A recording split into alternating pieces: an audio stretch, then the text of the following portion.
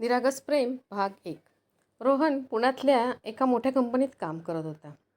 त्याचं आयुष्य व्यवस्थित प्लॅननुसार चाललं होतं.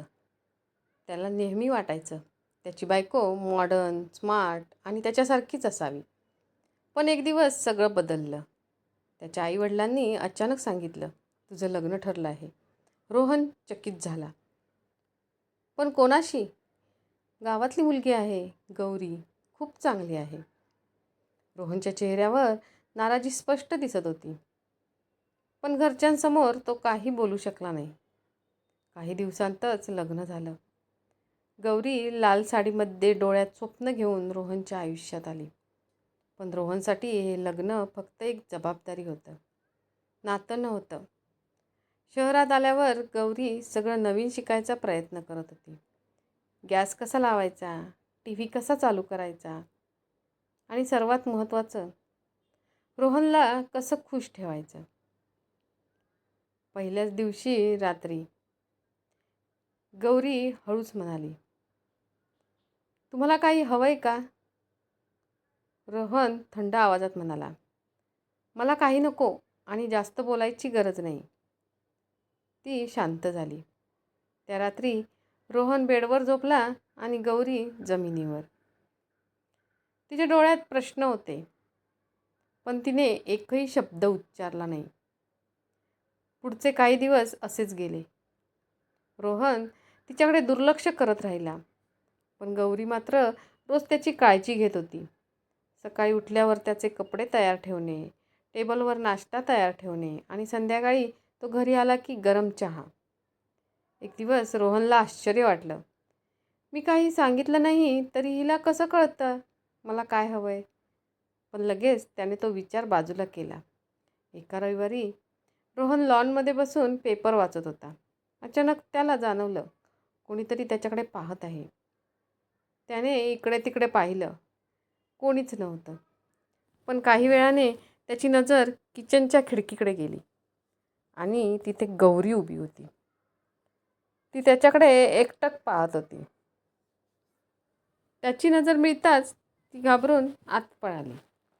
रोहन थोडा गोंधळला. ही असं का करतीये? त्या दिवसापासून रोहनचं लक्ष विचलित होऊ लागलं. तो पेपर वाचायचा प्रयत्न करायचा, पण त्याचं मन सतत त्या खिडकीकडे जात होतं.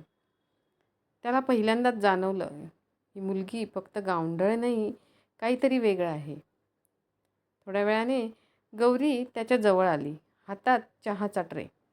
ती हळू आवाजात म्हणाली, मी काय म्हणते, आपण आज बाहेर जाऊया का? रोहनने आश्चर्याने तिच्याकडे पाहिलं. कुठे? ती लाजत म्हणाली, तसं जसं पिक्चरमध्ये हिरो हिरोईन जातात.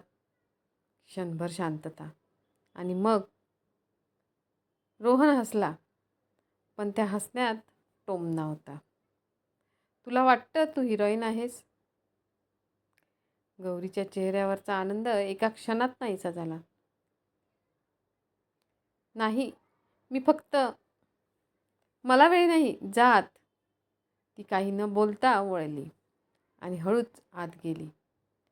काही वेळाने रोहनला जाणवलं, घर खूप शांत झालं आहे. तो उठला, किचनमध्ये पाहिलं, ती नव्हती. शेवटी तो देवघराच्या जवळ गेला. आतून हलक्या आवाजात रडण्याचा आवाज येत होता. देवा, मी काही मागितलं नाही कधी, पण यावेळी मला रिकाम्या हाताने पाठवू नकोस. रोहन थबकला. पहिल्यांदाच त्याने तिचं दुःख ऐकलं होतं. देवघराच्या बाहेर उभा असलेला रोहन पहिल्यांदाच गौरीच्या मनातलं दुःख ऐकत होता. त्याच्या मनात अपराधाची भावना निर्माण झाली. मी खरंच इतका वाईट आहे का? तो स्वतःलाच विचारत होता. थोड्या वेळाने गौरी बाहेर आली. डोळे पुसलेले, चेहरा पुन्हा शांत.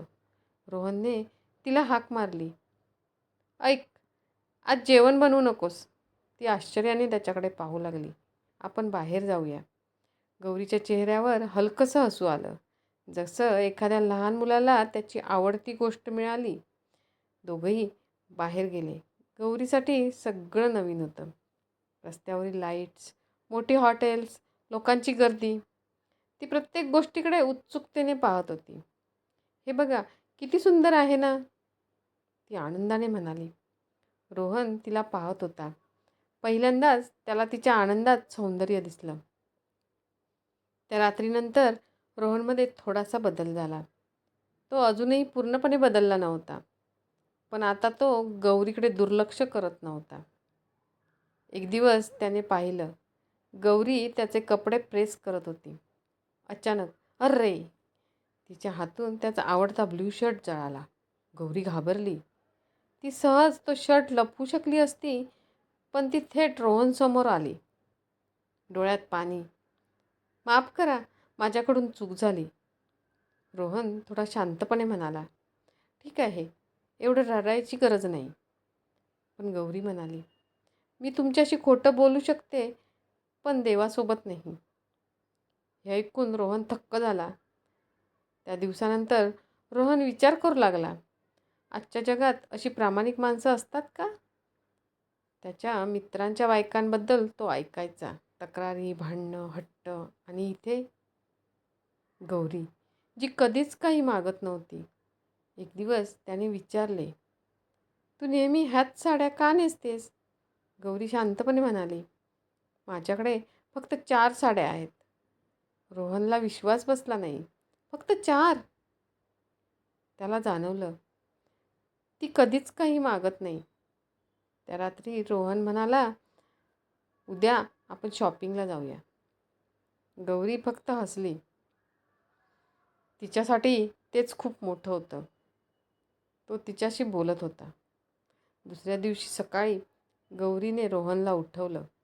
"तुम्हाला ऑफिसला जायचं आहे ना?" ती त्याला हलकासा स्पर्श करते आणि अचानक रोहन तिच्यावर भडकतो. "तुझी हिंमत कशी झाली मला हात लावायची? मी तुला आधीच सांगितलं आहे, मी तुला बायको म्हणून स्वीकारणार नाही." तो खूप जोरात ओरडतो. गौरी शांत उभी राहते. डोळ्यात अश्रू, पण आवाज नाही. रोहन तिला बाहेर हाकलतो. थोड्या वेळाने रोहन शांत होतो. पण घरात आता वेगळंच वातावरण होतं. ना चहाचा वास, ना तिचा आवाज. तो किचनमध्ये जातो. कोणीच नाही. संपूर्ण घर रिकामं. रोहन घाबरतो. "गौरी, कुठे गेलीस तू?" त्याचं हृदय जोरात धडधडत होतं. आता यापुढे काय होतंय ते पुढच्या भागात पाहूया. कथा आवडली तर कमेंटमध्ये नक्की सांगा आणि सबस्क्राईब आणि लाईक करायला विसरू नका.